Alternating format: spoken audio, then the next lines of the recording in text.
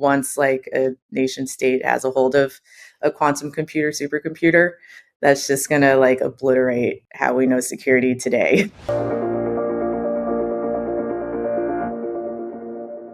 Welcome to the CNL Podcast, where we dive deep into the minds of IT and security professionals to uncover their experiences, challenges, and best practices in today's ever-evolving tech landscape. I'm your host, Sedric Show Up, Show Out Lusant, and today I'm thrilled to welcome Melina Taylor, Director of IT at Hope Lab. Thanks for joining us today, Melina. How are you doing? I'm doing well. Happy Friday. Oh, yeah. Happy Friday to you, too. And holiday weekend coming up, hopefully for your organization, too. Hopefully they recognize Monday. Looking forward to it. Oh, that's awesome. Yeah, I just got reminded that it's a 3-day weekend. So I was like, oh, yeah, awesome. So definitely going to enjoy that. To kick things off here, could you tell our listeners a little bit about your background and how you got started in the world of IT? Yeah, absolutely. So I've always had a career in IT, but not quite the traditional route. Growing up, I was always the one helping out with the family and friends with any IT and tech equipment. And I'm a big gamer, so I loved just trying out every game console that I could get my hands on as a kid. I'd have to say like SNES and N64 were my favorites. So I always had this passion for technologies. I went into college, and there is where I really got trained into IT support, but I majored in psychology. So I was more into like the people aspect of it. And I think that was a really important skill set to have going into IT support. And then from there, I played that role within like a consulting firm. And then I started my own consulting firm with a partner. And I did that for several years. So I've been on both sides of the aisle in terms of being a vendor as well as being a customer of IT. And so just continued with that. I had experience in various verticals. So that's always interesting to see how businesses are so much alike, even though that there's differentiation with marketing purposes. And then leading up to today, I've been at Hope Lab for 5 years. And so I've been enjoying this role as a one-person IT team. It's kept me with multiple hats, which has been interesting, and also getting to see the company grow and shift. So that's kind of my background. Awesome. That's awesome. I can definitely hear you there. I myself, I'm an avid gamer, and I think that was probably the genesis of me wanting to get into tech, and the fact that I was forced into the family IT position as a young kid, always helping out as well with any issues back in the day, since the AOL days. But yeah, Nintendo 64, Sega Genesis, those were the good days when it wasn't pay to play for every last thing in the game. But was there a specific inspiration that pushed you towards the field? Yeah, I believe so. When I was in college, I just remember seeing other students struggle with like putting their PC together once they arrived freshman year. And just anytime I overheard an issue, I was just quick to step in. And my roommate informed me, hey, you could get paid to do that. You don't have to just volunteer. And so that was really the catalyst for me. I was like, oh, this sounds so much more interesting than the data entry job that I have. And so since that passion was there, I, applied for a job and I got it. And then it just went on from there. Oh, that's awesome. That's awesome to hear. Now, when you were asked some of these same questions to all of our guests, you've been around for some time now in the field, director of IT. So there's had to be some challenges you faced along the way, right? Were there any challenges that you can share with us today that you had to break through? I would say there were a few for sure. It's a whole nother thing when you own your own IT consulting business. So there are definitely challenges surrounding owning a business, running it, and then also being a technical person in the business. So that was a whole nother series of hats to wear. So I learned a lot of hats with that process and gained valuable insights, and more specifically as to like how to get a work-life balance going when you're doing it 24/7. That was definitely a challenge for me, burnout. And so I chose to move away from doing IT consulting from that perspective and just working for one company. I felt like being a part of a bigger team, and I could see like, since this is a nonprofit I work for, seeing that social impact and knowing every day I'm working towards that, that really fulfills me.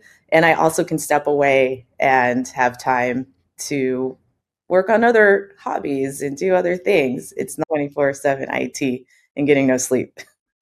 Yeah, definitely. I myself, I can definitely understand that pain because at a young age, I decided to do that myself. And it's a lot of hats that you wear, and you realize there is a lot of team members that you really need to have a nice old machine, from the marketing to sales to actually you're doing the fulfillment. There's a lot of different hats. And you're just like on that cusp of just creating and building out your clientele, you're doing everything 24/7. You're just trying to figure out which direction that you need to go to bring that revenue in. And it definitely can, it's not for the faint heart. It can definitely be rewarding, but like you said, it's not for the faint heart, and it can lead to burnout. And it did for me as well. And I eventually got left and got on with a firm where a lot of all those hats that I had to wear, I no longer had to wear. I just got to be my technical person, focus on my ethical hacking and engineering, and didn't have to worry about all the other hats to get burnt out. And like you said, to be able to clock out and then also see the social impact with the people that you're working with. Could you actually tell us a little bit more about what does your current organization do and what a typical day looks like in your current role? Sure. Yeah, here at Hope Lab, our focus is on social impact with youth mental health. So what that looks like is we're trying just to impact youth in such a way so that they're thriving and experience more joy. We're trying to use a positive narrative there. And so we do have more of a focus on the United States with populations that are typically underserved. So Black, brown, queer youth in America. Typical day, I am supporting our infrastructure and enabling all of the projects that we have going on concurrently. I do manage an outsourced IT firm. And so I'm monitoring trends in the help desk and seeing where I can insert any sort of trainings to help out users. And my approach is always to educate anybody and do root cause analysis on issues. I don't like to just like do patchwork and, fix it for people, time permitting, but I like that hands-on approach and to make sure I'm educating as I go along. So day to day, I am strategizing systems, checking logs, emails, and working on projects actively. A bunch of different initiatives going on, wearing a lot of different hats, got to constantly context, which I can definitely understand you there. And I like what you said about doing the root cause analysis, because this is what I try to tell any organizations that I work together with when they're seeing, what I like to call this is the same systemic problems. Instead of tackling them piecemeal, let's do a root cause analysis and let's see how we can nip this in the bud more effectively at a larger scale, right, with the right strategy. So I definitely like your mindset on that approach. So how do you stay up to date with all the different things that are going on within the tech landscape? You got new vulnerabilities coming out, new technologies that you got to worry about that could potentially threaten the organization, things like that. How do you stay up to date with all the different trends in technology? I do that a couple different ways. I'm fortunate to live in San Francisco, where every other day there's some event I can go to, and I make it a point to go to conferences. I schedule that into my calendar, as well as training. I'm always looking to learn just new things as it pertains to IT. It could be certifications. It could just be for helping with leadership. And then I do have subscriptions to various newsletters so I can see what's trending there. I have the news that pops up on my phone. I'm always interested in what is happening, and especially as it pertains to cybersecurity in the latest data breaches. I'm also in a couple of communities that communicate over Slack, and Keybase is one of our applications that we use too. So I have a community of like-minded individuals at nonprofits that I communicate with there too. That's awesome. That's awesome. You're blessed to be out in San Francisco. That's like one of the big tech hubs, original founding. I haven't made it out to the West Coast yet. At some point, I definitely would like to. I'm an East Coast resident out in Florida. but one day I'll make it over there. So if you had to give someone some advice that was just starting out their journey into tech, what piece of advice would you give them? I would tell them to make it a point to network, definitely put the time in and the outreach to find a community, a group, even if that's just reaching out to folks on LinkedIn who have similar interests. If that's Mhm. something, if you see that they are doing something or they're in a position that you would like to achieve and aim for, it's worth reaching out and building that network. It's something that I didn't see the value in when I was younger, and I totally see it now, and the Yeah. importance of that and being able to lean on a group and, collaborate, pass ideas, get that mentorship. So I feel like that's a big thing everyone should do. Yeah, I can definitely feel you on that one. Earlier in my career, I was so heads on focused on the technical aspect. I have to have the best technical chops. I have to understand everything. I want to be that cyber expert. I want to be able to hack into anything I want to. And one of the things at first that I realized within the first few years of my career is that you're not going to get anywhere if you don't build no relationships. You got I feel like it's very underrated very underrated in the field. Yeah, you can come in and kill it at work and do your job, do a great job. But if you're not actually building and cultivating those relationships, it makes it less enjoying for me. It's more fulfilling when I'm able to cultivate those relationships. And even when a colleague leaves and goes somewhere else, they still have that rapport built. So where if they had an opportunity and they ask me like if they might need someone and they think I'm a good fit, they might reach out. So those types of relationships, like they pay dividends in themselves. So it's definitely something that I think that any professional who's getting into space, they need to take the time, reach out to people on LinkedIn. If you read someone's blog article and you took some value from it, give them a follow, subscribe, reach out to them, let them know that you appreciate their work and build those connections that way. It's definitely something every professional should be doing. Yeah, it's invaluable. And I feel like it's so important, especially since the last IT audit I did. That was one of the questions that came up was, do you have like a network to collaborate with, pass Mhm. on questions, ideas, exchange information? And if I didn't, they would suggest that I do that. So, Yeah. that being included in the latest IT audit just, says how important it is. Yep, it really drives home because one thing that I've seen throughout my career is having the benefit of working with hundreds of organizations as a consultant. A lot of organizations previously, not so much as the last 5 years, but 8 years, 7 years ago, a lot of organizations were operating in silos. And many organizations are still operating in silos, but they're realizing the benefits of actually collaborating and sharing information. When they get hacked, they actually put these things out there so that way we could benefit from them as a society and get better and collaborate on any ideas to tackle the problems that we're facing from these bad guys. Because at the end of the day, right, I say this a lot, but we only have the attackers have to be right once. We have to be right 10 times out of 10. So if we're able to collaborate and share these information and increase our potential for preventing the attackers from being successful, we should be doing it. Absolutely.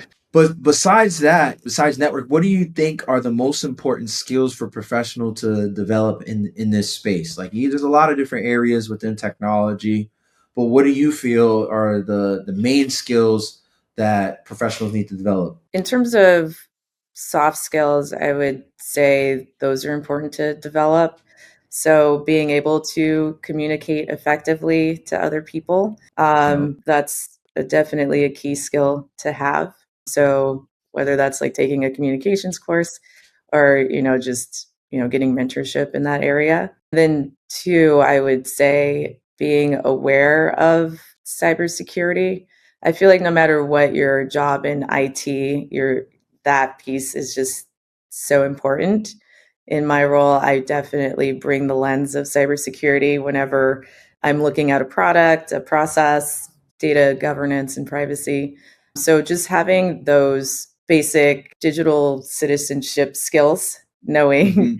best practice when it comes to your identity, I think that's uh, a must for any professional and then any person. And other skills in IT, I feel like number three really applied to me where to a point you made earlier some of us feel the onus and we want to do everything. Being able to say when you need help is a skill, and Yeah. to Yep.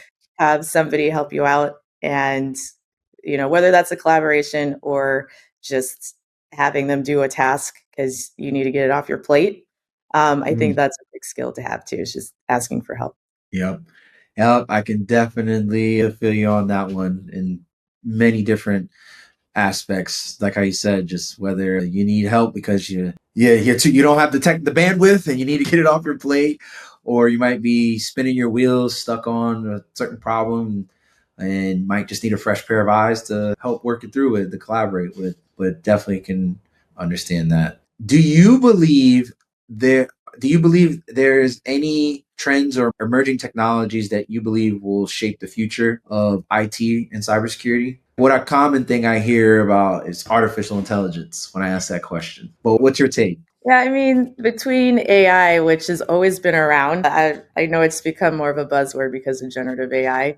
To me, AI is still the idea of a robot and it being able to think like us and have its own personality.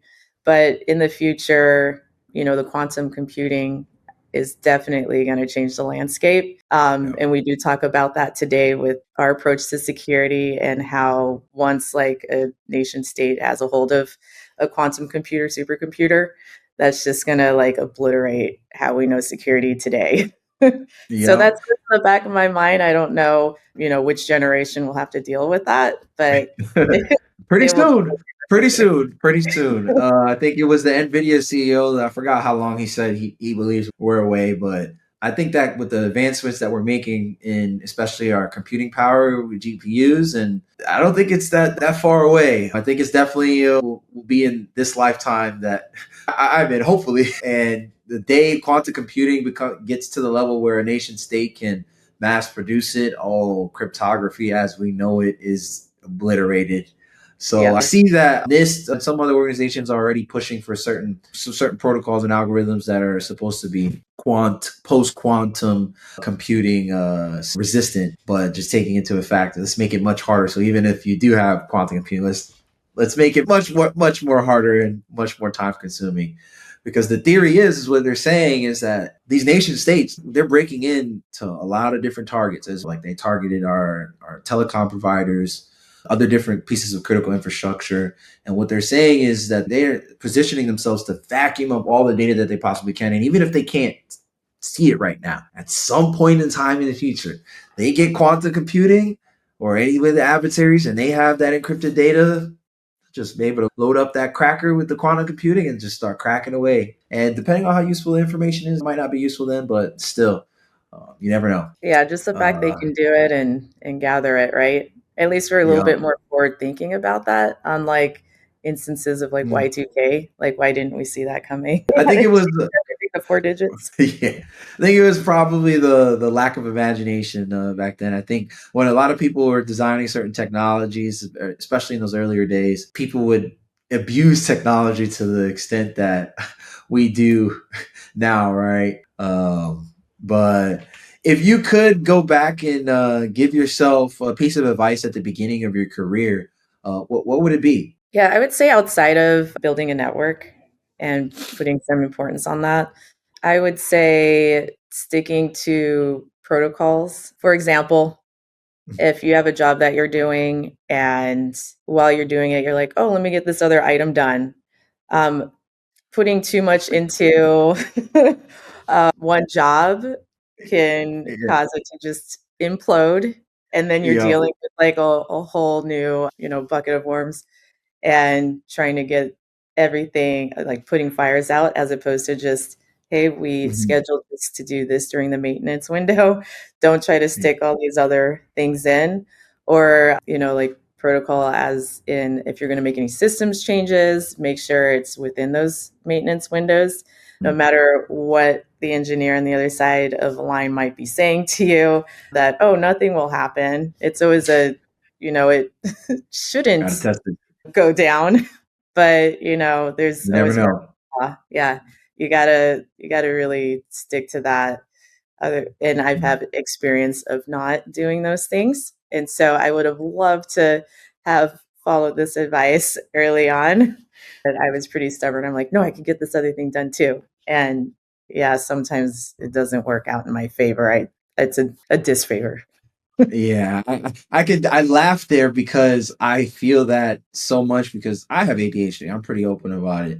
So sometimes I get sometimes that shiny object syndrome because there's always new things that are coming up and popping up, and having to constantly reprioritize based on the impact of said initiative or piece of work is always a constant juggle. And sometimes I oversubscribe myself for the day and think and try to tackle too many things in a certain period of time, or trying to people please a certain stakeholder, or trying to get something done and not off the plate when I had the time assigned to do something else, and then it just kicks back and then you get in the weeds. So I definitely can understand that, and the sticking with the protocols is definitely key. You mentioned, especially like with the updates, you never know what's going to happen. Don't try to throw nothing extra in there. You only change what you've already tested and you've expected was going to work. Exactly. So when you're not helping Hope Lab out with all their IT and cyber stuff, what do you enjoy doing for fun? I enjoy reading. I do admittedly watch a lot of Netflix, Hulu in my downtime. Also, I have a wine label that I've been working on as a side hustle. So I find that work very different than what I What do in IT. All right, Um, you're in production. You're in production. Yeah, you want to shout your wine company out? yeah, we're in production. We're TLD Wines.